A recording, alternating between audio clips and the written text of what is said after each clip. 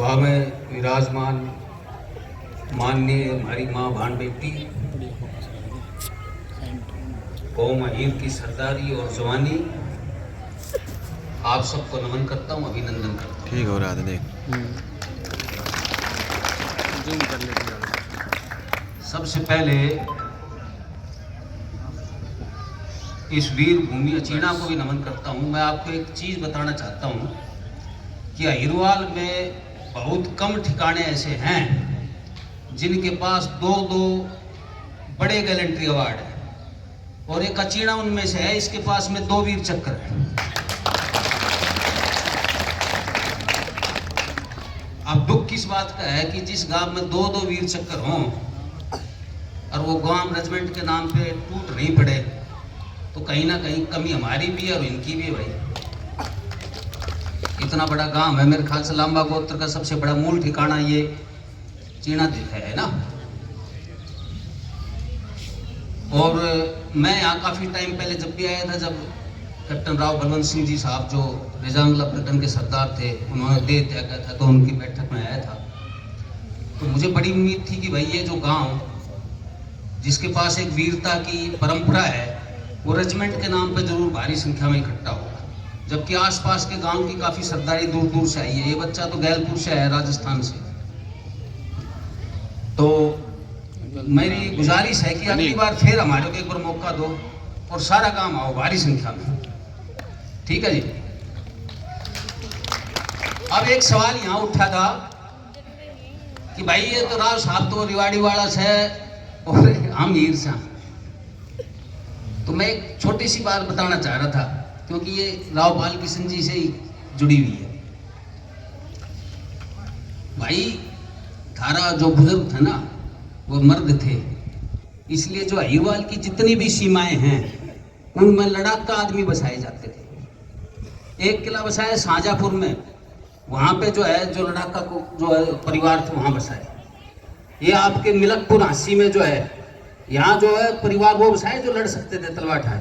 यहाँ आपका ये जो जितना भी बॉर्डर है, चाहिए आपके ये जो भिवानी के गांव है, दादरी के गांव है, या इधर झज्जर की तरफ के गांव है, सारे मजबूत जो परिवार होते थे, लड़ाका नस्ल थी, वहां ये बसाई जाती है। तो आप तो भाई सब बड़े राव साहब, आप हीर कैसे हो? ये है आप अपने आप को भूल गए हो।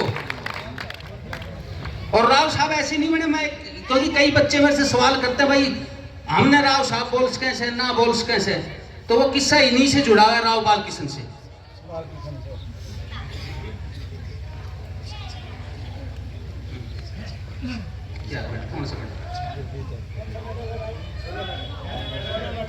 देखो मेरी बात सुनो, हीर ना अकल नहीं लड़ा हुआ है। सुन लो मेरी बात, मैं रूस जाऊंगा, मैं रूसन का डरूंगी नहीं।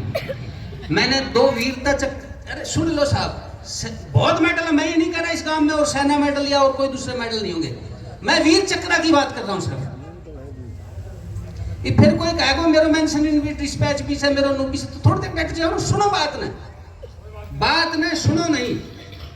वीर चक्र जो है बहुत कम गांव है। एक तो धवाना गांव, एक थारूस है। कोसड़ी का नाम इसलिए लिया, कोसड़ी के पास में एक महावीर चक्र और एक कीर्ति चक्र है। तो आपके गिने चुने गांव हैं जिनके ऊपर ऐसे मर्दानगी के मेडल हैं। पर दुखद यह है, इतनी अच्छी सैन्य परंपरा होने के बावजूद भी आप अपने सैनिकों का, अपनी परंपरा का इतना सम्मान नहीं करते। अभी जब बात हुई थी तो रेजांगला पलटन के एक हमारे सरदार राव महेंद्र सिंह जी जो हमारे सामने मौजूद हैं, मैंने कहा भाई इनसे पुष्पांजलि करवाओ। सबसे बड़े तो इस सभा में यही लोग हैं। फिर हमारे जो सबसे बुजुर्ग है नंद किशोर साहब रेजांगला पलटन के। तो ये जो किसी को भी सम्मान देने की बात आएगी, ये शुरुआत तो हमने करनी पड़ेगी। अरे अपना भाई ने थम गजाधर सिंह की बजाय गोथू बोल लोगा तो कौन सम्मान करे वो? तो अपने गांव का अगर सम्मान बढ़ाना, पहले आपसे शुरुआत होना चाहिए। पड़ोसी गांव भी गीत गावेगा आपका। और मैं इसकी कोई आलोचना नहीं कर रहा, ये सोच सब जगह डगमगा गई है। इतना बड़ा गांव है, चारों तरफ रास्ते होंगे, किसी न किसी गांव में जाना। अरे सिंह द्वार बनाओ, एक पे वीर चक्कर राव सरदार सिंह का नाम लिखो, एक पे वीर चक्कर जनरल जेबीएस का नाम लिखो। क्या दिक्कत है? दूसरों रोड आवे से रह गया जी, वो तो आगे ना ले, अरे वह माटी हो गया, काम थोड़ी माटी हो उसे। अरे कुणबा को नाम नहीं करे से, गांव का, कौम का, इलाके का नाम हुआ है, कुणबा ने कौन गाठे से। तो ये जिम्मेवारी किसकी हुई? फिर जिम्मेवारी हमारी हुई। जिम्मेवारी हमारी हुई कि अगर 2 वीर पुरुष यहाँ ऐसे हुए हैं जिनके पास वीर चक्र है, तो फिर उनके जो सम्मान में उनकी मूर्ति स्थापना हो, प्रतिमा स्थापना हो, जी गेट की हो, जी स्कूल का नामकरण हो, या कोई जैसे इस पंचायत घर का ही अपने किसी महेंद्र साहब के सेना मेडल के नाम से उससे करवा दो, क्या दिक्कत है? हाँ, नहीं, गौरव पट तो सरकार ने लिखवा दी सारे गांव में, हमारी की जिम्मेवारी से, हमारी की जिम्मेवारी से। गांव में जब ऊपर को दिखेगो, दिखना चाहिए ना दूर से। काफी टाइम पहले मैं पलडा में गया था, और पलडा जो है विक्टोरिया क्रॉस साहब का काम है। वो बोला जी हमारे काम में जो आयो चीफ और के नाम से फूल माला भी अर्पित नहीं करी, पुष्पांजलि नहीं करी। मतलब थारी कमी से गांव में तो बड़ा ससुराल है भाई, वो उससे गलती हो सकती है, उसको याद नहीं हो, उसको ध्यान नहीं हो। गांव का तो ध्यान से ना, मतलब गांव में जब पड़ा हो, जब और माथा टेक दिया वो। हम शिकायत सबसे कर देते हैं, पर खुद से कभी शिकायत नहीं करते। हमारे अपने खुद के ऊपर हम चिंतन मंथन नहीं करते। अब कई जगह काफी टाइम से ये मुहिम चल रही है, कई जगह खासतौर से एक्स सर्विसमैन साहिबान भी कहते हैं कि भाई के फायदों से ना बने। इसका क्या फायदा हो मैं बता देता हूँ, क्योंकि हमारी कौम सोचती नहीं है। वो एक जो पढ़ा दिए, एक महीने 2 का पढ़ा न याद करा जाए इसे, उसका सबसे बड़ा क्या फायदा मैं आपको बता देता हूँ। आज सभा में एक ऐसा आदमी मौजूद है जिसको जिंदगी में मैं कभी नहीं मिला था। आज मैंने दर्शन करे उनके, फोन पे बात हुई थी 1-2 बार, और कैसे जानकारी निकली, वो तो 7 समंदर पार बैठा हुआ था। रेजिमेंट की जब मुहिम चल रही थी तब कॉन्टेक्ट हो गया जी, मैं भी कुछ योगदान देना चाहता हूँ। ये जो भाई वर्ल्ड बैंक से हैं धर्मेंद्र जी, ये इस मुहिम से ऐसे जुड़े। ये है आपका फायदा। 7 समंदर पार जो आदमी बैठा हुआ है, जो शायद गांव वालों से सही से रूप से नहीं जुड़ा होगा, अच्छी धारा सबसे, वो आपकी मुहिम से, कौम से जुड़ गया। नहीं तो वो तो फिर मेरे ख्याल से कब आना होगा, कोई मतलब ये तो वहां पर वो हो गया, वहां पर सेट। तो ये जो रेजिमेंट की मुहिम है आपको इतना कुछ दे रही है, आप उसका आकलन नहीं कर पा रहे हो सही रूप में। अरे जितने भी हमारी उम्र के बैठे हुए हैं, हमसे बड़े हैं, मैं एक ही सवाल इनसे पूछता हूँ, जिंदगी में कब हीर कौम बैठी थी एक साथ किसी सामाजिक मुद्दे पे? भाई नेता आ जाए, नाचने गाने वाले आ जाए तो जरूर बैठ जाते हैं। वैसे आप बता दो कि कौम के मुद्दे के ऊपर, अरे ये कर रखे सुना ही कोई नहीं। ये आपको बैठना भी इस रेजिमेंट के मुद्दे ने सिखाया। अगर मैं झूठ बोल रहा तो बता दो, कहीं का ध्यान होगी कौम बैठी हो तो। थारे तो सिर फूट रखी से न अकल लड़ाओ, ना कहीं की मानो, ना कुछ समझो। अरे ये रेजिमेंट तो इतना कुछ दे रही है, आप उसका आकलन भी नहीं कर सकते। अभी जो ये विधानसभा के राजस्थान में चुनाव हुए थे, आपके लोगों को कई जगह जहां अपनी सीट थी, जहां पहले कोई दूसरे लड़ते थे, वहां आपके लोगों को नुमाइंदगी मिली। क्यों? क्योंकि रेजिमेंट के नाम पे इकट्ठे हुए तो कौम की ताकत पहचानी, लोगों को पता चला कि भाई इनकी भी जनसंख्या खूब है। नहीं तो पहले राजस्थान में तुम सोचा करता ये 2-3 तहसील सलवर की, बहरोड वगैरह और हीर से। तो इससे आपको बहुत कुछ मिलेगा सिवाय रेजिमेंट के। और रेजिमेंट को सिपाही बनने की कवायद मत बनाओ। कई जब मुहिम चलती हैं तो बहुत कुछ कमियां मुहिम में आ जाती हैं। उसकी एक वजह है, एक तो जो मुहिम जितने भी यहाँ साथी जो है, ये कुमाऊं ग्रुप वाले हैं या और भी जो है हमारे साथी चला रहे हैं इसको, भाई कोई प्रोफेशनल मैनेजमेंट वाले थोड़ी है, आम आदमी है, कोई नेता नहीं है, किसी पार्टी की नुमाइंदगी नहीं कर रहे। धीरे धीरे लोगों से मिलकर इस मुहिम को गलतियों से सीख के आगे बढ़ा रहे हैं। तो एक दिन में तो चमत्कार होएगा नहीं। दिक्कत क्या होती है, 10 कदम चलते हैं, एक आदमी कोई आता है वो 20 कदम उनकी टांग खींच देता। क्यों? उसको मालूम नहीं है, उसको माइक दे दिया यहाँ पे, और वो मन में वो बोल कर चले जाए। भाई आप तो इस मुहिम से आज जुड़े हो ना, जो पिछले 10 साल में हुआ उसको आपको क्या मालूम है? और जब मालूम नहीं है तो फिर आपको बोलने का हक नहीं है, क्योंकि आप जब इस मंच पे यहाँ आए हो, आपका हाथ में वो माइक दे दियो, तो फिर आपकी जिम्मेवारी बढ़ जाती है। फिर एक आम आदमी नहीं हो आप, क्योंकि 1000 आदमी आपकी बात सुन रहा है। तो ये जो जितनी ये मुहिम चल रही है, इसको आम आदमी चला रहा है, इसको कोई राजनीतिक दल या राजनीतिक व्यक्तित्व नहीं चला रहे हैं। और आम तौर पे वो आदमी है जो मिडिल क्लास के तबके से हैं, जिन्होंने कभी भी की ऐसी कोई बड़ी काम करा नहीं, लेकिन अब धीरे धीरे शुरुआत कर रहे हैं, सीख रहे हैं, गलतियों को सुधार रहे हैं और आगे बढ़ा रहे हैं। तो ये जो रेजिमेंट का मुद्दा है, ये आपको सब कुछ देगा, राजनीतिक ताकत भी देगा, सामाजिक ताकत भी देगा, आपको पहचान भी देगा। और सबसे बड़ा मैं आपको बताता हूं आज का युग कैसा है।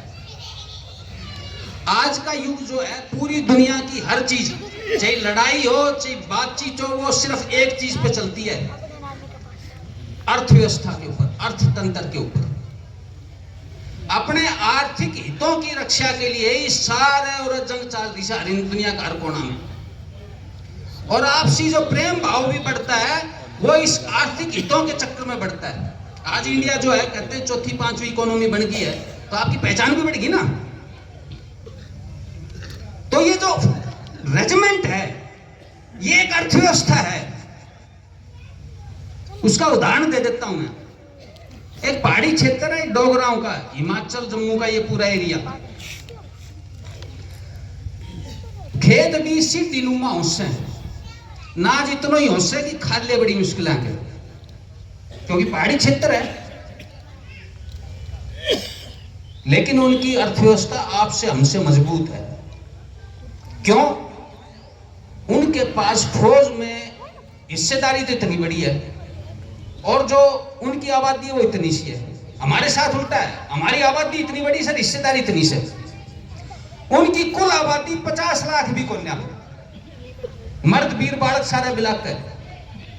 लेकिन फौज में हिस्सेदारी आप सुनो, ऊपर से शुरू करता हूं। जेके लाइट इन्फेंट्री में हिस्सेदारी है, जेके राइफल्स में हिस्सेदारी है, Dogra regiment, Dogra scout, Punjab regiment में 50% की हिस्सेदारी, आर्मड में बहुत बड़ी हिस्सेदारी है, आर्टिलरी में बहुत बड़ी हिस्सेदारी, इंजीनियरिंग ग्रुप में हिस्सेदारी। तो उनके लिए रेजिमेंट सिपाही बनने की कोई नहीं है, उनकी अर्थव्यवस्था है, उनकी रीढ़ की हड्डी है।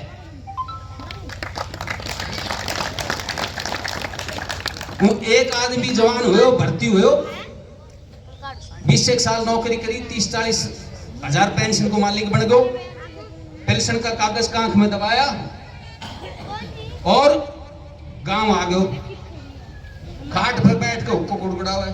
इतनी देर में उनका छोरो, जो उनको छोरो गाभरू होगा 10वीं 3rd डिवीजन के करी गए और भर्ती हो गए। 40,000 तो छोरो तनख्वाह ले और 40,000 बापू पेंशन ले। जय घर में 80,000 रुपया महीना का आवे, वो घर में गरीबी घुसेगी, मुफलिसी घुसेगी, नकारात्मकता घुसेगी। तो इसको रेजिमेंट को सिर्फ फौज में सिपाही बनने की कवायद मत समझो। ये एक इकोनॉमी है, एक अर्थव्यवस्था है, और इस अर्थव्यवस्था में इस हिंदुस्तान की जितनी मजबूत कौमें हैं, उनकी हिस्सेदारी सिवाय आपके। जाटों के पास जाट रेजिमेंट है, राजपूतों की राजपूत रेजिमेंट है, मराठाओं के पास मराठा रेजिमेंट है, सिखों के पास सिख रेजिमेंट है। और ये जो चारे कौमें हैं, ये शुरू से ही आपने देखा हुआ इनका राज रहा है। जमीनें इनके पास आपसे ज्यादा है, राजनीतिक ताकत आपसे ज्यादा है, और जितनी भी चीजों में इनकी हिस्सेदारी आपसे ज्यादा है। तो ये बेवकूफ है जो रेजिमेंट छोड़ क्यों नहीं देते। अगर इनको लगे कि रेजिमेंट का कोई अहमियत नहीं है, तो ये सारी कौमें छोड़ देंगी। और थार करे किमी भी कन्या, और फिर भी कई खाकड़ काम में कहते हमने ना चाहिए, हमने ना चाहिए। अच्छा, कई बहाने बनाओ से भाई तो बालक भर्ती ना होना चाहे, भाई बेरो ने मारी फूट रही से, थारी फूट रही से। हम तो सुबह सुबह काम मजा से सड़क किनारे गर्मिया में बालक उगाने पाओ, खूब दौड़ लगाता हूँ मुंबई से, फिर वह क्या खातर दौड़ लगा रहा से। यहाँ जब रेवाड़ी में जब भर्ती होती है, दादरी में भर्ती होती है, जब जाकर देखो कितनी टोल इकट्ठी होती है ऐसे। अरे मुंह के कि बोलना के पहले अकल ने तो इस्तेमाल कर लिया करो। इस अर्थव्यवस्था का हिस्सा बनने के लिए और गांव देहात के आम आदमी को ताकत देने के लिए और ऊपर उठने की एक सीढ़ी दिखाने के लिए ये रेजिमेंट है। कई लोग कहेंगे 21वीं सदी में आईएएस बनाओ, आईपीएस बनाओ, डॉक्टर बनाओ, इंजीनियर बनाओ, वर्ल्ड बैंक में भेज दो ना, कौन रोक के सकता? क्या रेजिमेंट में हम ये कहते हैं कि सिर्फ रेजिमेंट में जाओ, आईएएस आईपीएस ना बढ़ो, इंजीनियर डॉक्टर ना बढ़ो।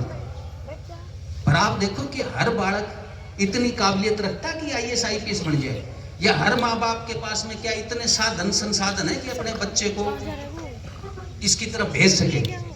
भाई जो काम में बैठे हुए से 1.5 किलो से मुश्किल से जो गुजारो मुश्किल कर रहे से जगह बालक में इतनी काबिलियत नहीं है, उसको इतना मौका नहीं मिल रहा है, उसके पास साधन संसाधन नहीं कि 10-20 लाख रुपया फूक के कितने इंजीनियर बनवाते या सीए बनाते, तो बालक ने भी तो मौका देगा कि नहीं आगे बढ़ने को। तो ये फौज सबसे बढ़िया है। 10वीं पास आदमी ने 40,000 रुपया दे से, ये जितना भी एमबीए कर काम से ये बीटेक कर काम से इनके जाकर देखो ना, मानेसर और गुड़गांव में 10-10, 12-12 हजार में नौकरी कर रहा है। तो 10वीं 3rd डिवीजन जो 40 ले सो भूमि से नहीं बताओ। और वो बच्चा मान लो आज 7th पे की कमीशन के हिसाब से बहुत अच्छी सैलरी होगी, 40 से 42 हजार तनख्वाह सिपाही की, वो तो सिपाही बनेगा, लेकिन अपनी अगली पीढ़ी के लिए वो सारे रास्ते खोल देता है। कैसे? इस देश के अंदर करीब 250-300 ऐसी संस्थाएं हैं जिनको फॉर डिफेंस चलाती है। ये करीब 32-33 सैनिक स्कूल हैं, 5 मिलिट्री स्कूल और army public school, navy public school, air force school, दुनिया भर के स्कूल। इन स्कूलों में फौज के जवान जेसीओ के बच्चों को तकरीबन मुफ्त या बड़ी सब्सिडाइज्ड रेट्स के ऊपर एजुकेशन मिलती है। और ये आला इंस्टीट्यूट्स हैं। अगर दूसरे इन्हीं की टक्कर के इंस्टीट्यूट्स में बच्चों को आप पढ़ाने जाओ तो महीने की तो 5-5 लाख रुपए तक वो है फीस। या आपके दून स्कूल हो गया, शेरवुड हो गया, आपका मेयो कॉलेज हो गया, सिंधिया स्कूल हो गया, हम अपने बच्चों को नहीं पढ़ा सकते, लेकिन आप अपने बच्चों की आला इंस्टीट्यूट्स में, मिलिट्री सैनिक स्कूल में भेज सकते हो ना। और मैं कोई सुनी सुनाई कहानी नहीं बोल आपको। मेरे भाई तो 16 साल नौकरी करी, उनकी छोरी डगसाई में पढ़ाई। डगसाई डिफेंस वालों के लिए है, और वह छोरी आज कैप्टन से आदमी। तो एक पीढ़ी सिपाही बनेगी, लेकिन अगली पीढ़ी के लिए आगे बढ़ने के सारे दरवाजे खुल जाएंगे। पर मारो तो आदमी बेरो ना के मां को ना से ना तो सुने ना समझे, और बस गुत्था होने खाते तैयार बैठे। और मेरे को हमारे को किसी चीज देखो, जिसके जीवन में समस्याएं नहीं है, इसका मतलब वो साला मरा हुआ है। जब बाहर कबड्डी खेल लोगा कि नहीं करोगा, जब भी तो समस्याएं आएंगी। तो मेरी तो आप सबसे एक गुजारिश है, भाई हर आदमी आपको ना ले सके, सरदारी ना कर सके। सरदारी में तो कई बार अपना घर भी फूकना पड़ा है। अगर आज्ञा लेने के काबिल नहीं बन सकते तो पश्चाताप जाओ, गैल तो चालू सीख लो। पर मारा खाकड़ ऐसा से आग लू नहीं और पाछे ने होंगे नहीं। हीर में बेरो नहीं क्या बताओ भाई, एक चीज सीख लो, अधर्म मत रहो। क्या तो आग ले लो और के मारे पाछे चाल दो, और फिर हम बताओगे दिल्ली के अंदर जीती जा सके।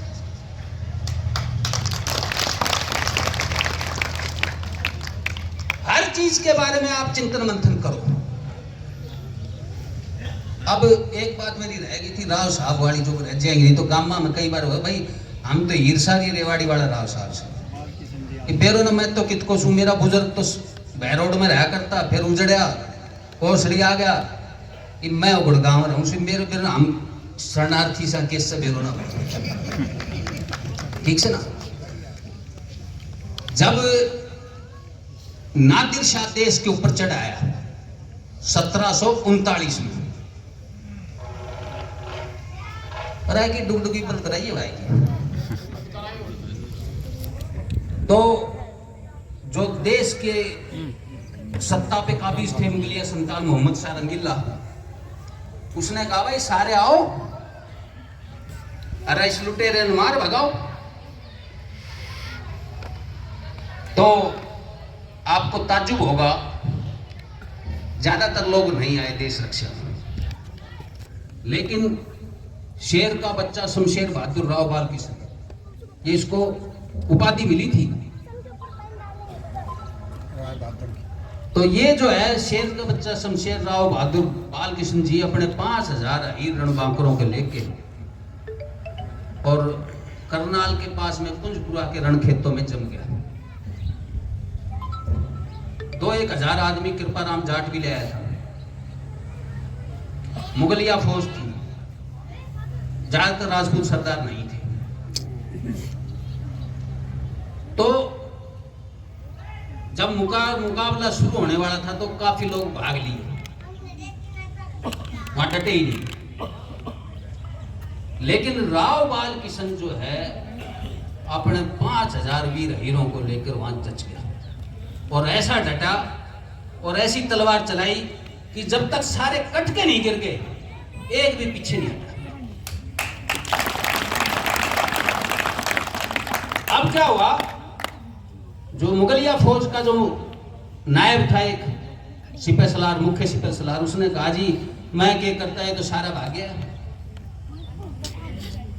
तो जब रंगीला जो बादशाह मिला नादिर शाह, तो उस नादिर शाह ने पहली चीज ये कही कि भाई अगर तेरी फौज उस मर्द की तरह लड़ती या उसका साथ देती तो मेरे को दिल्ली देखना नसीब नहीं होता।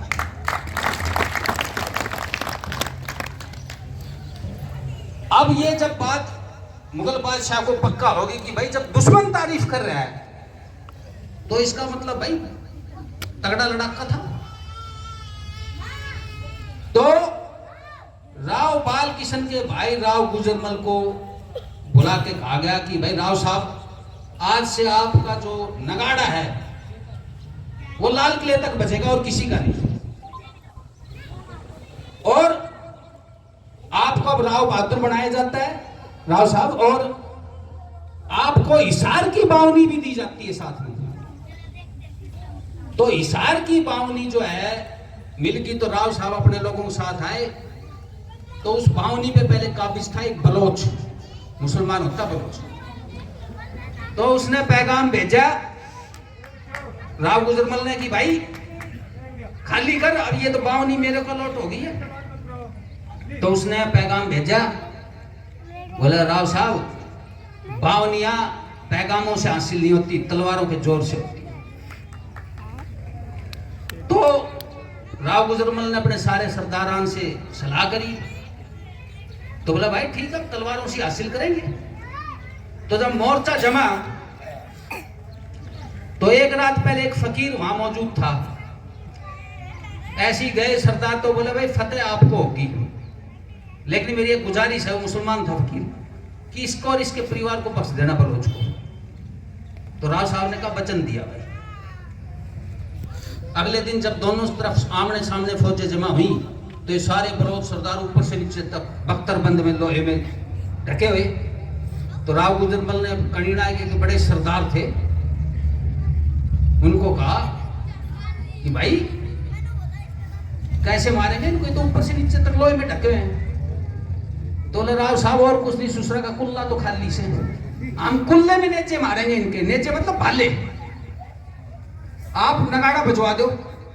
और फिर जब ऐसी जबरदस्त लड़ाई हुई और फौज हीर ने वहां थोड़ी देर में मोर्चा फतेह कर दिया और उसको नवाब को बंदी बना लिया, और जो फकीर के दिए हुए वचन को मानते हुए उस पूरे परिवार को यहाँ फरूख नगर में बसाया था। 5 गांव दिए राव साहब ने। और जो आसपास की रियाया थी, ये जो 80 हिसार की, जहां मोर्चा जमा था, उन्होंने वहां हीर नहीं थे उस टाइम में, तो वो सबने कहा भाई ये कौन सी कौम है जो सारे इन बलोचों को पीट गई, क्योंकि उस टाइम उन बलोचों से बड़े परेशान थे। वो भाड़ बेटी उठा लेते, जमीन पे कब्जा कर लेते थे, धर्म जबरदस्ती बदलवाते थे। बोला भाई ये राव साहब है रेवाड़ी व हीरवाल के। तो उस दिन के बाद आम देहाती आदमी वो भी हीर को राव साहब बोलने लग गया था। ये है सारी कहानी, और हमने फिर उन्हें के गढ़ लियो। आज जो अपना आपने घणो फन्ने खाएगा उन्हें मेरे कर लिया, ये मैं तथ्य और सत्य के हिसाब से बता दूंगा। और ये राव बालकिशन ने भी, राव मान सिंह जो है आसिया की गोरावास के थे, जो राव तुलाराम के खास सलाहकार थे, उन्होंने भी अपनी ये अबीर कुल दीपिका में लिखी है। और मैं तो जितने ही गांव में जाऊं सुबह मेरे के कहानी बनाऊं से बोले ये तो अंग्रेज देख के गया था राव साहब। अरे राव साहब सब तो अंग्रेजों के पैदा होने से भी पहले का है। राव का मतलब राजा होता है। इमा की भी बोल जाऊं जोश में आके ही रूस जाए इसे, ठीक से ना। तो भाई ये राव साहब आपके बुजुर्गों ने जब अपना खून बहाया, जब जाके आप राव साहब खिलाए, हम तो पसीने भी ना भाव और आके थोड़ी देर घाम में बैठ जाओ। और ये जो हमारे सारे साथी इन्होंने फैसला लिया, एक भाई ने ये कह दिया बोले ले देख कर थार करने की रे जाएंगे लाशो और अहीं की हथेली पीटता रहो सो। तो मैं बोला भाई ढूंढागा। फिर ये सारे सरदारी ने फैसला लिया कि हर साल जो है जितने भी हमारे बैटल ऑनर्स हैं, चाहे वो हाजीपुर का युद्ध हो, चाहे वो नसीबपुर का युद्ध हो, और जितने भी हमारे महान नायक हुए हैं उनके पर्वों को मनाया जाए। तो राव बालकिशन के जो ये बलिदान दिवस है, उनके 5000 रणबांकुरों के साथ में उनको फिर ये गांव-गांव जो है मनाना शुरू करा। अब हर आदमी आवे से एक बयान देख कर चलो जाए से इकट्ठा हो जाओ, एक हो जाओ, जबे बनेगी तो ना बने। अरे एक दिन में बनेगी के? लोगों की जिंदगियां खप गई हैं। धीरे धीरे ये मुहिम गांव देहात तक पहुंची है। सब चीजों से पूरा जो है आत्म चिंतन मंथन करके कि भाई हम अपने पुरखों के शौर्य को भी याद करेंगे ताकि लोगों की भावनाओं जज्बे को जगाया जा सके। और पड़ोसी भी मारे तो मारो पर उंगली नहीं ठास के, नहीं तो कहते हुए थार करने की भी कोई ना। इतिहास को भी पैदा किया जा रहा है, लोगों को भी जोड़ा जा रहा है, सबको जो मिला के चल रहा है। तो एक दिन हो जाएगा क्यों? कोई भी बावड़ी पूछ आओ से 8वीं 10वीं फेल थर्ड क्लास वो जाकर अपने झंडी ठाओ से धोला कुर्ता पजामा पहन के तंबू गाड़ के बैठ जाए से जया तो जय मां तो जया तो के मुंह बढ़ेगी के? 10-20 धोले कुर्ते पजामा वालों से बढ़ेगी क्या? असली हीर जो 99% है हीरा वो तो देहात में बैठा है, उसको तो किसी चीज से लेना देना ही नहीं है। और इतना शमशीर शो तो सन 1924 में एक थारी महासभा बनी थी। 2024 में 1600 साल हो रहा है। बता दो कि जीत ली। जब तक गांव देहात में जाके हाड़ी पाड़ी ने नहीं जोड़ोगा, एक एक ढाणी में नहीं जाओगा, चाहे 10 गांव बिहाड़ी में हो, 4 गांव आशी में हो, चाहे सोनीपत में, सबको जब तक जाके लोगों को नहीं बताओगे, कहीं आशीड़ाओं से जन जागरण की, कई लोग ऐसे मैं आज जीतेगा, आज ही दिल्ली जीत दूंगा, जीत लेना, कौन मना करे से? अकल से चलो। एक अंग्रेजी में शब्द सिखाया जाता था फौज में, तो TOE, ये जो जूते का आगे का हिस्सा है, इसका मतलब होता है think, observe and then execute. सोचो, ठीक है ना, समझो और फिर हमला बोलो। मारा तो बिना देखे ही पहले हम लोग बोलते से जब चूत पड़े से फिर पीछा करो लग गया, फिर बिरादरी ने गाली देगा, नेताओं ने गाली देगा, मुच्छड़ ने गाली दे देगा, ने गाली दे देगा। भाई कमी तो मारा मुझसे और बकवास सारा करेगा। मारे तो एक मारे डॉक्टर साहब कहा करते हीरों को बै खा गया, वैसे भैंस, वैसे बीरबानी, वैसे बीड़ी, वैसे बाबा जी, वैसे बोतल, ये जो है हमारा ऐसा चिपट रखा से कि यहाँ कौम ने सांस ही नहीं लेने दे रहा। मां भाड़ बेटी पूरा मत वाली सिर्फ उन बीरबानियां खातर से जो कलेश करे सर घर का बाहर पंचायत में नहीं आने दे, थारा ऊपर नहीं से, हम तो खुद भी आई सो है ना, हाथ जोड़ के माफी मांगे। तो भाई चिंतन मंथन करो। और मेरा जोर चाले तो मेरा कहीं बोलने नहीं, तू बकवास करनी आने पर चाले को क्या करूं, जो आवे से के मैं शुरू छोड़ दे से। अरे मैदान में तो उतर यारे, बढ़िया अंडी कौन से जैतरा ही खड़े होगा चिपट जाएगी चौकर दूकर। वो एक कहावत है, अहीर दोनों सरस और अही से सरस अहीर। अही बांधता में बंधत है और बांचा न बंधत अहीर। मतलब अही बोलते हैं काले नाग को, कि जो अही और अहीर है वो दोनों विकेट है, बड़े अंडी से, सांप और अहीर। और जो है सांप का भी जो ज्यादा खतरनाक से वो हीर से। क्यों कि सांप का तो बीन बजाओ तो नाचन लाग जाए, पर हीर कहीं का कितना मंत्र मार लो सारा फेल से। तो भाई चमत्कार नहीं होंगे, कई चीजों के ऊपर आपकी पीढ़ियां खप जाती हैं। मैं उदाहरण देता हूं तेलंगाना के आंदोलन का। 50-52 में शुरू हुआ था और 2015 या 18 में तेलंगाना बनो से। मारे तो क्या उसे एक सभा में कोई भी आयो और दूसरे दिन फोन कर ले गो भाई वो रेजिमेंट किससे बताओ, कित का बताओ, क्या जवाब दे। तो इस संघर्ष में निरंतरता जरूरी है। बिना निरंतरता बनाए हुए, और स्वामी समर्पणानंद जी है दड़ोली वाले आश्रम के अखंड ब्रह्मचारी हैं, चारों वेदों के ज्ञाता हैं। वो इस मंच से रेजिमेंट की मुहिम में कई बार बोल चुके हैं कि आका लेनी है आदमी, आका लेने वाली संस्था उसको उत्तम चरित्र और उत्तम आचरण की होनी चाहिए। जिसका आचरण और चरित्र उत्तम नहीं है वो सरदारी करेगा तो कौम को डुबोएगा ही। हमारे को ये बात समझ भाई, थोड़ी देर बाद चाय पिया दी छोरा, फिर चाय की चुस्की लेंगे, मेरी बात नहीं सुनेगा, मैं और खास सुन लाएगा उसमें, ठीक से ना। तो भाई आपको अगर आप आकर लो, आप पहले तो अपना आचरण उत्तम करो, चरित्र उत्तर आपके ऊपर से उंगली नहीं उठनी चाहिए, आप चोर जार नहीं होने चाहिए। और लोकतांत्रिक व्यवस्था के ऊपर पंचायती रूप में इसका आका लो। एक आदमी कोई ना बढ़ा पावे, मारा माँ का ऐसा कोई सूरमा नहीं। लास्ट सूरमा था वो श्री कृष्ण जी थे, और उसके बाद कलयुग में राव तुलाराम थे। उसके बाद हमारे पास में कोई ऐसा व्यक्तित्व तो अभी है नहीं जो इंडिविजुअल रूप से इस पूरी कौम को हाँक ले। क्योंकि हम लोकतंत्र के जन्मदाता हैं, लोकतंत्र को श्री कृष्ण ने जन्मा था। तो आज भी अगर लोकतांत्रिक व्यवस्था से हम आगे बढ़ेंगे, पंचायती रूप में बढ़ेंगे, सामूहिक रूप में कुछ लोगों की बना बना के जो है सभाएं पंचायतें, और आगे बढ़ेंगे तो आपको हर चीज मिलेगी, हर चीज की सुनवाई होगी। अब क्या है, हमारा 200 रोपड़ चलता, कोई भी आवश्यक सब नेताओं को गाली देते हैं, मैं भी दिया करता हूं, मैं मान नहीं मान रहा बात। लेकिन जैसे जैसे गांव गांव घूमने लगे, लोगों से मिले, तब हमें नेताओं से कोई गिला शिकवा नहीं रहा। नेता कौन है?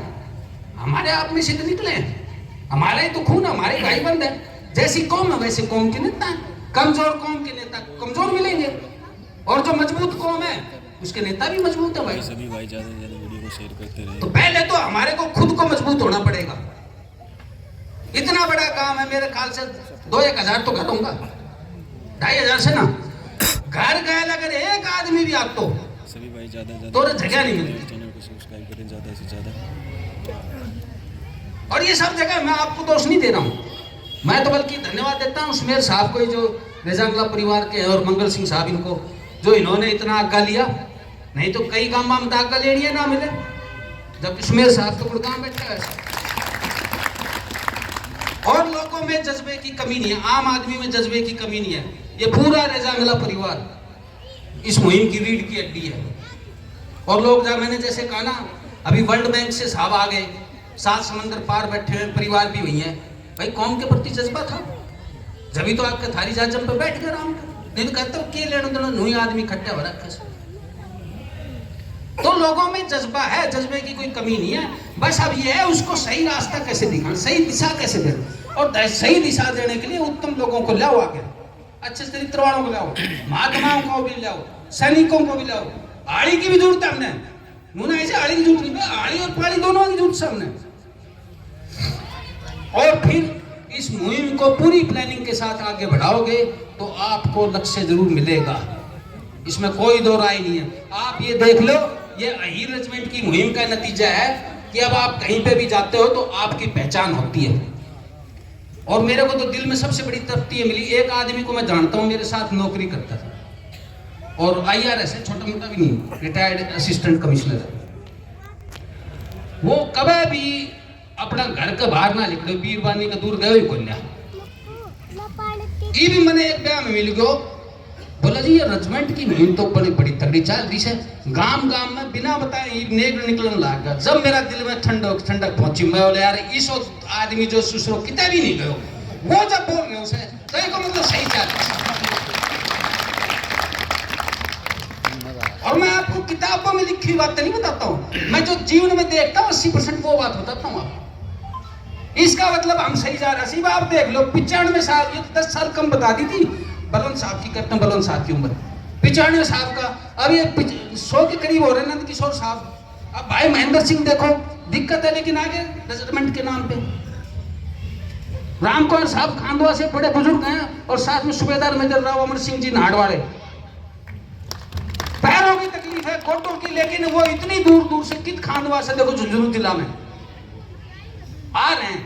इसका मतलब यह है कि हम सही रास्ता पर जा रहे हैं, पर एकदम गुलगुला नहीं मिलेगा भाई, तपस्या है ये। और रेजिमेंट नहीं, इसके साथ 100 चीजें और भी मिलेंगी आपको। तो थोड़ी सी ध्यावस रखो, और के तो आगे लो और के पाछे, दोनों में आगे एक चीज चुन लो, बीच में मत लटको। ये थारी जरूरत है। क्या तो किसी के ऊपर विश्वास है तो उसको मानो, उसको फॉलोअर बनो, आग बंद करके उसको पीछे चलो कि भाई सारा मरवाओगे तो कोई बात नहीं, तो कहेंगे मर भी लेगा, ठीक है ना। Thank you. तो अब दूसरी चीज पे बोल देता हूं, मेरी ये गुजारिश है, इस कौम से ज्यादा देर नहीं बैठांगा मैंने, बेहोश है ना। एक तो शुरुआत करता हूं हमारी बाएं तरफ से, जो माँ बावन बेटी है, मैं देखूंगा नहीं। मेरी इनसे गुजारिश है थारा 2 काम से। एक तो जो थम गीत गाओ सो ब्याह शादी में, कुआ भोजन पर, थम अहीर कौम के और अहीर रेजिमेंट के गीत गाओ। गीत बना बना कर हमने दे देंगा। राव बाल किशन की बहादुरी पे बनाओ, रेजांगला के सूरवीर हीरो की बहादुरी पे बनाऊंगा। दूसरी चीज बड़ा अच्छा लगा, पहले तो मैंने मंगल सिंह साहब को बोला था, बोला भाई भाण बेटी आओ, ये बोलो भाई मारे ना आया कर, कोई बात, पर आ गई बहुत बड़ी चीज से।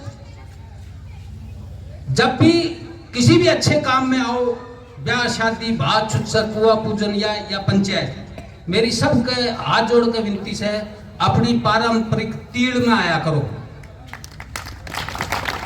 उसकी 2 चीज बता देता हूं। मैं कई बार बोलता हूं, मैं दिल्ली से जयपुर जितनी बार भी जाता हूं, मैंने बीच रास्ता में पूछने की जरूरत नहीं पड़े कि राव साहब को काम कौन सो से। आदमी तो सुसरा मारा सारा एक जैसा साम, पर ये मारी माँ भाण बेटी से, यानी कि तीन देखते हैं बेरो पाट जाए हीरा को गांव से। कितनी बड़ी पहचान है। पूरी दुनिया में किसी कौम और किसी इलाके के पास ये तिल वाली पोशाक नहीं है। तो अच्छे, मैं नहीं कह रहा रोज पहनो, लेकिन अगर जितनी देर पहन सको बहुत अच्छा है। कपड़े पहनने से कोई अनपढ़ या गंवार नहीं बनता है। मैं धोती पहन रही को मतलब थोड़ी सा हमसारा उजड़ सा। तो एक तो हमने तिल पहननी से अपनी परंपराओं को गीत के जरिए रखना है। और सबसे बड़ा काम जो है वो बता देता हूं, हम और की भी मत करा करो। एक घैसड़ो घर में धरा करो, और घर का मर्द 12 साल से बड़ा बच्चा, 12 और उससे बड़े बच्चों को मर्दों में गिनती करो, छोटा बालक की नहीं, 12 साल उससे बड़े को मर्दों में गिनती करो। और जब भी वेरो पाटा ही रेजिमेंट या कौन के लिए कहीं पंचायत है, तो पहले तो एक अल्टीमेटम दे दो कि भाई रोटी उन्हें मिलेगी जो पहले पंचायत में होगा होगा भाई यहाँ के बीच में। और फिर भी नहीं मामत, फिर वो घैसड़ो कहीं तरह भी इस्तेमाल करो थारो हिसाब से। ये अब ये तो इनसे होगी। दूसरा ये जो सरदारी बैठी हुई है भाई, एक तो गाड़ा सिर मत आया करो, वो डलिया बालक टोपी लगाया कहा जाएगा, साफो बांधा तो कोई बुरी नहीं है। ये छोर जवान से सचिन, ये हर पंचायत में साफो बांध का बड़ा 6 फीट का जवान है। जितना भी बुढ़ा से टाट के ऊपर भाई साफो जरूर बांध का, 150-150 रुपया का उसे। ये कि 2 चीज है, एक तो गर्मिया में घाम नहीं लागेगा, लू नहीं लागेगी, जाडा में सर्दी नहीं लागेगी। दूसरा, आपकी जो बुजुर्ग की पहचान है वो बड़ी रहेगी। पगड़ी का सम्मान है, मानस को ना ऐसे पगड़ी और आचरण का सम्मान है। दूसरी, हम जैसे जैसे बुढ़ा और हमारा मुस्सी सा मुंह हो रहा है, चुसा है आम जैसा ऐम बंद है, हम कभी हाउ तो लाता सा कद पीछे इंच बड़े हो जैसे। कई साल हो गया जाटाओं के गांव से गुड़गांव गांव की बात करूं, शहर की नहीं। तो गांव में का मैं 4-5 आदमी साथ है, तो उन्होंने सबका उम्र मेरी थी, पर मैं धोती और यो खंडो थो मेरे कने। तो कई चाटनी निकली, वो सारा ने राम रमी दी, पर मेरा ताई दी और कहीं ताई नहीं। क्यों? जो खंडो बांध रहा हमने राम रमी कौन दे, हम तो छोकरा बनाने तैयार बैठा सो हैं। अरे के तो यूनिट की कैप पहनाओ, जैसे भैया रजांगला परिवार पहन के आता है, या पीली रेजिमेंट की पहनाओ, और नहीं तो और फिर भैया एक है ना तो छोड़ दो ना, कहीं ना कमसू बुरा मान जाए इसे, या के नाम से ना के क्या करे गम छो ये पूरा बिया पहरा करता। और 2 आदमियां का नया कर, तो एक हलवाई का ना एक नाई का ना। हलवाई तो माखी उड़ाया कर तुम गमछा का अपनी कढ़ाई के ऊपर कर, और नाई जजमान की दाढ़ी पूछा कर। तो थारी क्या जमात में सुन हलवाई सो नाई से तीसरा कर।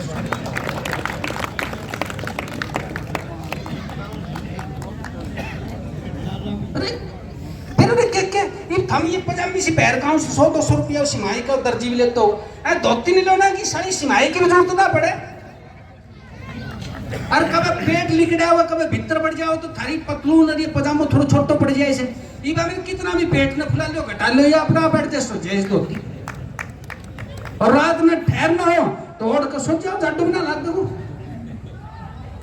लेकिन फिर ना केस है, हम कहो हमने बूढ़ा की माफी की इज्जत भी मिले, और बना का भी छोकरा पजामी सी या पतलून पहन के, तो दोनों काम ना हो भाई। एक चीज सुन लो, अब जो है कौम को 5 सूत्र बता देता हूँ, घड़ी लंबी हो जाएंगी, मेरा दोस्त भी परेशान हो रहा है, मैं यही सारी बात हर सभा में बोलूँ, नहीं तो बोल नहीं रहे। एक तो भाई राव साहब देखो ये चीची के कहते से सुन लो थोड़ी देर, खानो सीख लो। इन कोई नू कहेगा मैं 10 टिकट पाड़ का आयु सुना। खाने का मतलब ये है, जो हमारे बुजुर्ग खाते थे जी, वो मुफलिसी में खाते थे, वो गेहूं नहीं खाते थे। क्यों? पैदा ना होया करता, मोटा अनाज खाया करता। वो मोटा अनाज मजबूरी में खाते थे, लेकिन वो हमारे लिए वरदान था। अभी 2023 या 24 को मिलेट ईयर बताया है ना, ये वो अंग्रेजी में कैसे तो मान लो सो, और मैं हमसे मोटो अनाज खाओ तो नहीं मान लो। ये जितने भी रोग आए हैं, बीपी, शुगर, एलर्जी, ये पकवान जितनी से, इसमें मुख्य जो 90% वजह है ये आपका ये गेहूं है। एक शोध के मुताबिक ये कहा गया, इसको ये जो तोंद निकलती है छोटी छोटी, इसको कहते हैं व्हीट बेली। बेली मतलब पेट, व्हीट मतलब गेहूं। ये 40-50 साल से आना शुरू हुआ है, आपने देखा है। पहले गांव में कोई तोंदी और नहीं मिला करता सिवाय बढ़िया। मोटा अनाज खाओ, नस्ल को बचाओ। यो गेहूं हमारी जमीन को पानी पीकर और आदमियों को भी पानी पीकर उसे। जौ चना खाओ, ज्वार खाओ, ठीक से ना। ये जितना जो मजबूरी में हम खाते थे, जौ से आपका कद बढ़ता है, पेट के सारे रोग नष्ट होते हैं। इसलिए क्या करता ना, पहले हंसी उड़ाता था, हीर पीवे राबड़ी और बताओ खीर। वो तो बेवकूफ थे ससुरे। अरे राबड़ी से उत्तम तो कोई पदार्थ ही नहीं है। आयुर्वेद में जो सबसे अच्छा अन्न माना गया वो जौ को माना गया, और दूध से बनने वाले जितने भी पदार्थ हैं उसमें सर्वोत्तम जो है वो छाछ यानी छाय को बोला गया। छाय और जौ का मिलन जो सर्वोत्तम है, उससे राबड़ी बनी, और राबड़ी आपके लिए एक अमृत थी। अरे मेरे ख्याल से गांव का 10% घरा में भी राबड़ी ना बना। पूरा को तो बेरो ना, पर तो ना सोलियो गुड़गांव रिवाड़ी करनी थी। अब आप ये सब ये नशे से बचो। आप खाने का मतलब मेरा नशे से भी है। ये ब्याह शादी में मैंने सुना है, हर आदमी के नाम से दारू बिना बटेउरा चीनी, दारू बिना ब्याह ना हो। भाई मारे ब्याह हुए थे जब तो दारू ना चलती थी। और भाई मेरे बुरा नहीं मानिए फौजी साहिबान, देश की फौज बटी पाकिस्तान और हिंदुस्तान में। पाकिस्तानी फौज को तो आज भी गुड़ और चना देता है, और मारा वारा ठीक का मारे से मक्कड़ थोड़ा सा कम करना पड़ेगा। इसको ना दवा के रूप में ले लो, फिर भी मतलब जब तक नाड़ी में पड़नो नहीं से, जब तक पीने ये वालों सो तो खराब से। खाना सीख लो। गांव किसी भी काम में ये गोलगप्पा वाला पिज्जा वाला ये पढ़ना नहीं चाहिए। हमारा पिज्जा हमारे ये ले लो नहीं कि रोटी रियांगा कड़ा रहा, ये पिज्जा ही तो है टिकट जो बनाया करता। तो खाना जरूर सुधारो। खाना आ गया, ये ब्याह शादी में 10 पकवान मत बनाओ। हमारे डॉक्टर यतेंद्र सिंह साहब है, इनका लड़का भी डॉक्टर है, कह रहा है ब्याह में सिर्फ दाल चूरमो बनाऊंगा देसी। ये बर्बादी करनी छोड़ दो, अच्छा खिलाओ। पूरे दुनिया का जो सबसे बड़ा मंदिर है वो आपका शरीर है, इससे बड़ा कोई मंदिर नहीं है। ये भाठे जग तो आपने बनाए जितने मंदिर, ये जो मंदिर है आपके माँ बाप ने और ईश्वर ने बनाया है। तो सबसे पहले इसका ध्यान रखो, शरीर को मजबूत करो, विचारों को अच्छा करो, इससे बड़ा कोई धर्म नहीं है। और धर्म जो कहते हैं ना, धर्म क्या है? आचरण है। उसमें पहले क्या कहेगा? चिड़िया के लिए, जानवर के लिए और आदमी के लिए, तीनों के लिए जो पहला धर्म ये है कि संतान की उत्पत्ति करना, ताकि सृष्टि की निरंतरता बनी रहे। समझ गए ना? तो सबसे बड़ा धर्म क्या है? उत्तम संतान को जन्म देना। और उत्तम संतान क्या तरह होगी?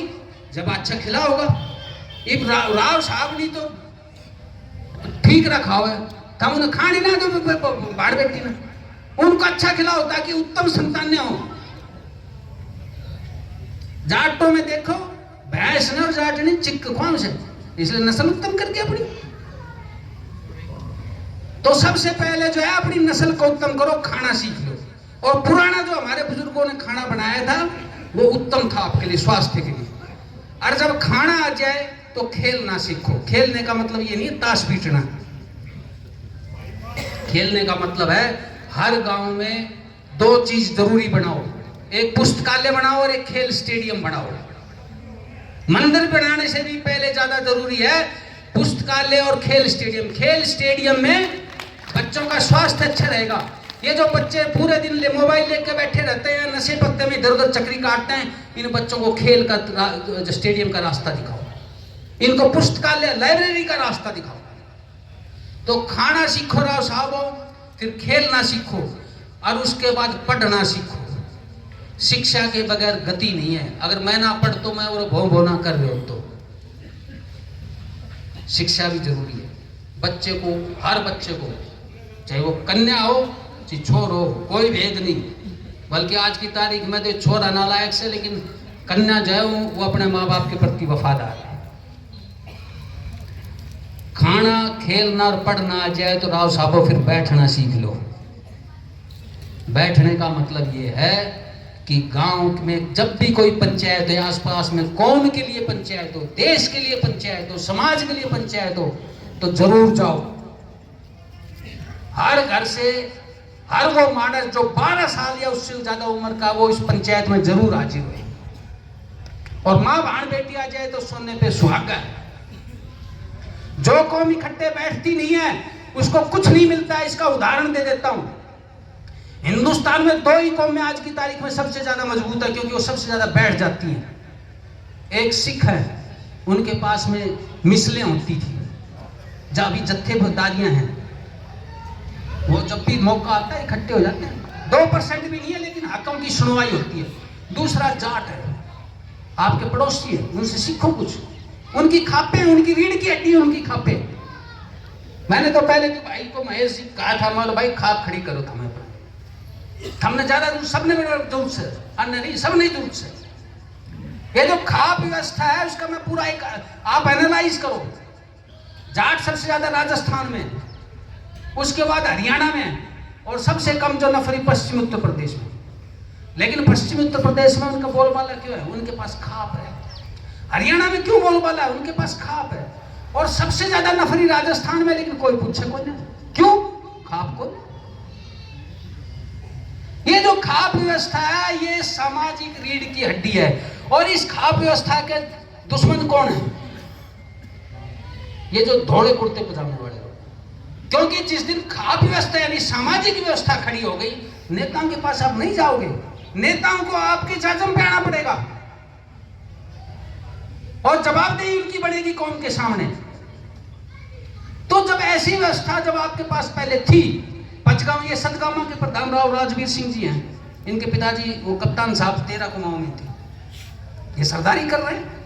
मानेसर की 17 गांव की थी, डाबर दिल्ली में 18 गांव की है, आज भी है। राव त्रिभुवन सिंह जी उनकी सरदारी करते हैं।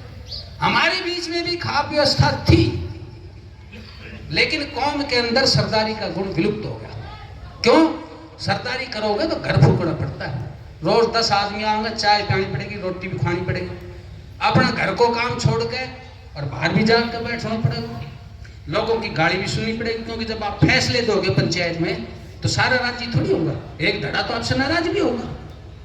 तो मेरी आपसे गुजारिश है, खाना सीखो, खेलना सीखो, पढ़ना सीखो और बैठना सीखो। और बैठने में एक और है, जहां कौम का या कुल का या खुद का अपमान हो रहा हो वहां मत बैठो।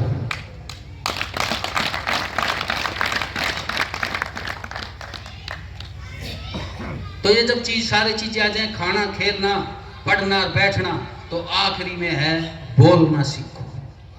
क्या करे ना, बालक भी जब तक किलकी ना मारे माँ उन्हें चुच्ची नहीं पिया हो। बालक भी तो रोए से ना, बोल रहे को रोए तो रोड़े तो गाले सर।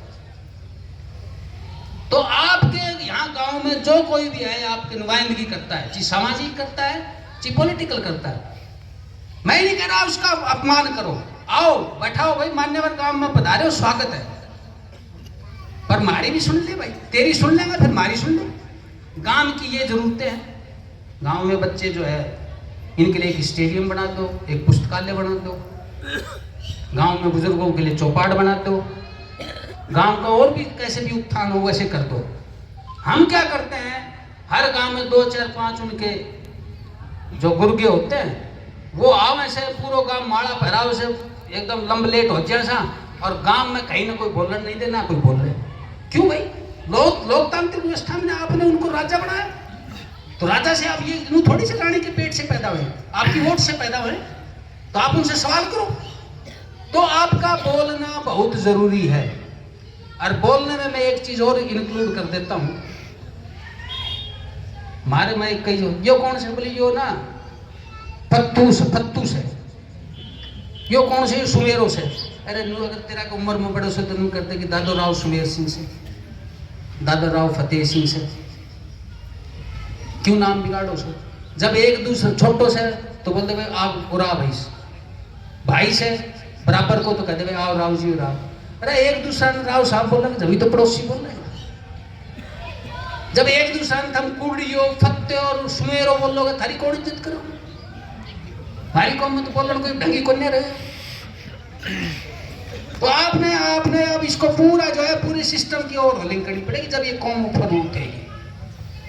और समय ज्यादा हो गया, कुछ कड़वा बोल गया हो तो भाई माफी चाहता हूँ, लेकिन अगर कोई बात अच्छी लगी हो तो उसको ग्रहण करो, आप सबका कल्याण हो। और एक अभी माँ भान बेटी से भी हम बालका का नाम ये टीवी सीरियल देख देख के इशक पिशक किसान टिंकू पिंकू ये थारी गोदी में जब तक चुच्ची पीवे है ना, ये टिंकू जब तक तो ससुर सही लागते से ये वो टिंकू कभी जवान भी होको, दाढ़ी मूछ भी बोलेगी, 2-4 बालक भी पैदा करेगा, फिर वो दादो भी बनेगा और परदादो भी, फिर क्या कहोगे तेरे दादा के नाम से? टिंकू राव से।